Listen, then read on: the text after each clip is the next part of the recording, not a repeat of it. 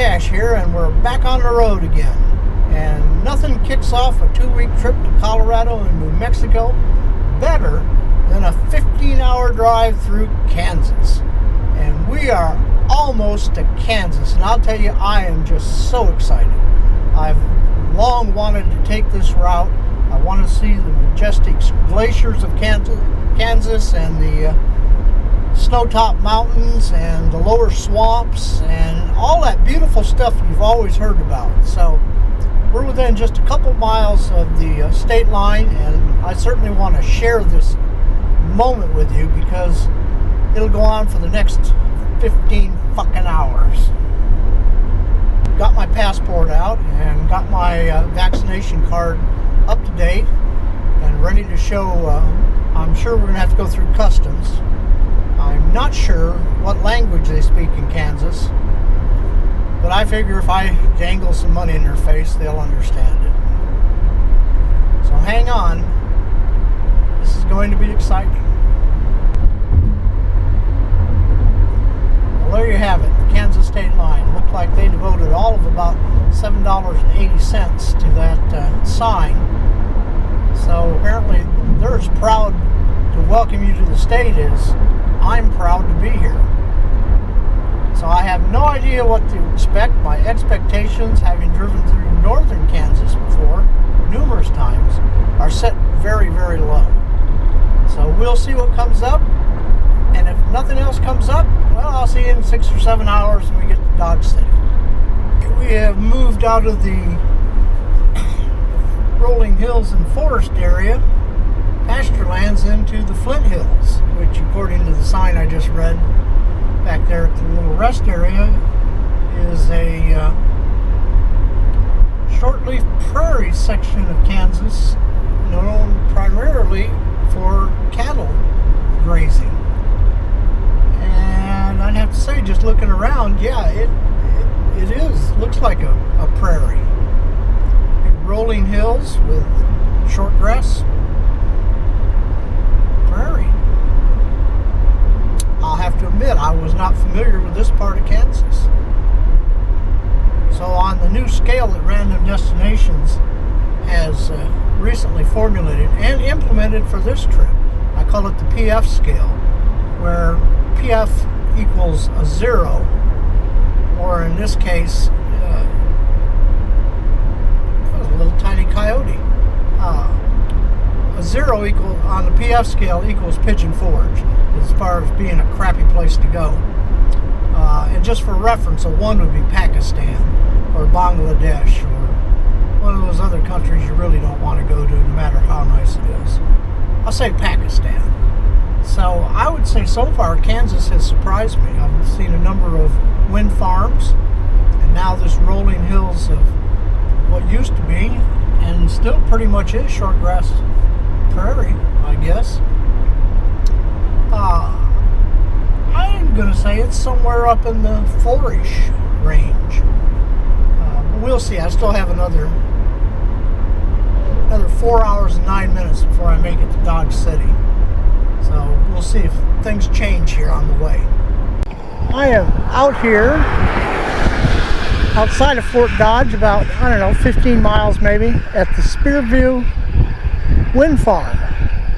And it is absolutely huge. I'll bet you this one, and I think there's another one adjacent to it, must run for a good 15 miles of nothing but these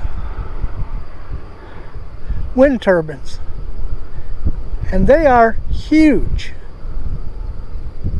And I'll tell you, watching them is just really mesmerizing.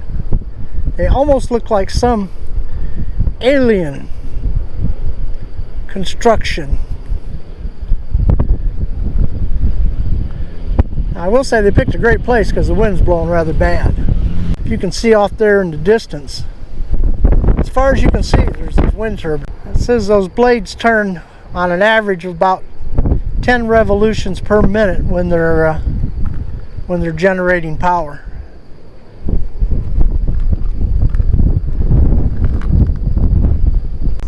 I've never seen this many of them in one place.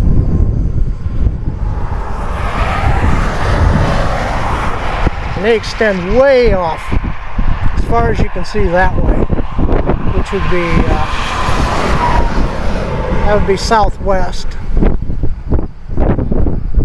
And that right there is going to be one of their substations to handle the power, and you can see the high transmission lines to handle the output from it. Pretty amazing. It's on Carter Cash's random destination. This is truly a Carter Cash random destination. You don't see a lot of travel videos stop and look at wind turbines. By God, I looked at windmills in the Netherlands, and these are a lot more impressive. Now this is probably security coming to arrest me, but be that as it may. So that's it for right now.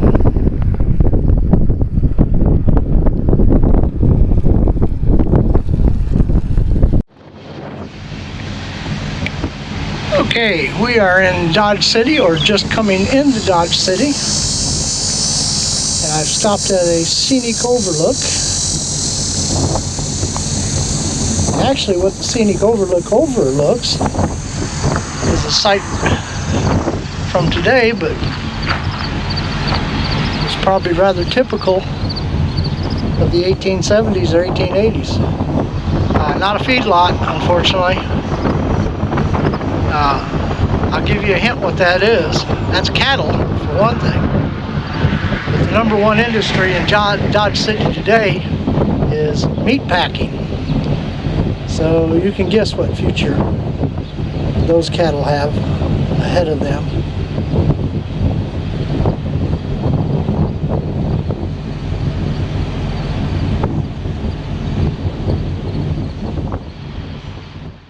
Well, I finally made it to Dodge City, and overall the drive wasn't really all that bad. Some of it was actually very nice. First off, I'm going to get checked into the Holiday Inn Express here in town. No filming though. You've seen one, you've seen them all. Then it's off to dinner at the Central Station Bar and Grill, a highly recommended local restaurant just a few blocks from the Holiday Inn. So let's go check it out.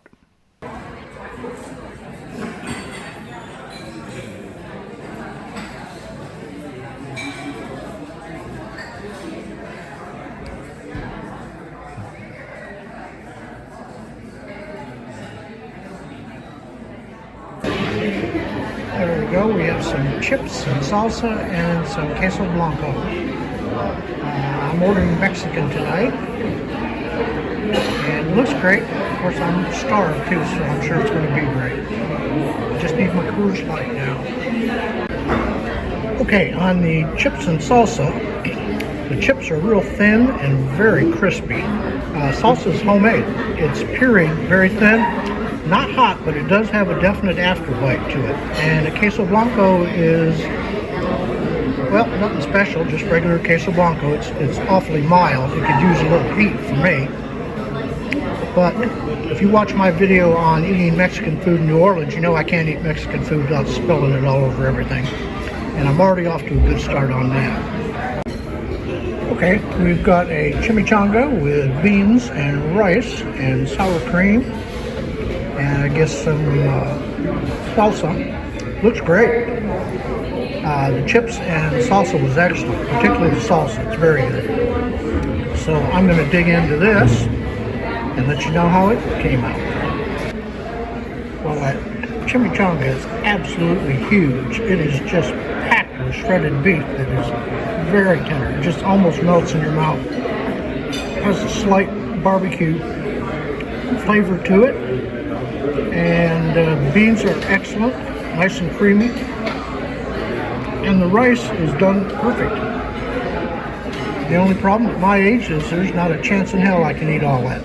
But luckily, my room has a refrigerator and a microwave in it, so it's not going to waste.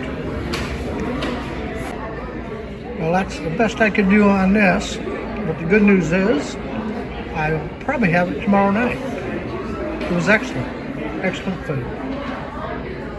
Okay, well, after a nice big dinner, what better way to end the day than by heading to the nearest local casino? In this case, that would be the Boot Hill Casino Resort, located just west of town, right off Highway 50. Just off to its right is the Hampton Inn, so you can stay right next to the casino if you want. And over on the left-hand side, they have an event center, which is hosting a big concert tonight. Overall, the casino was okay. I walked in with $100 and walked out an hour later with $200. So all in all, that's a good visit. Well, that wraps up day one in Dodge City. Next week, we'll visit the Boot Hill Museum and a local microbrewery for some beer and pizza. See you then.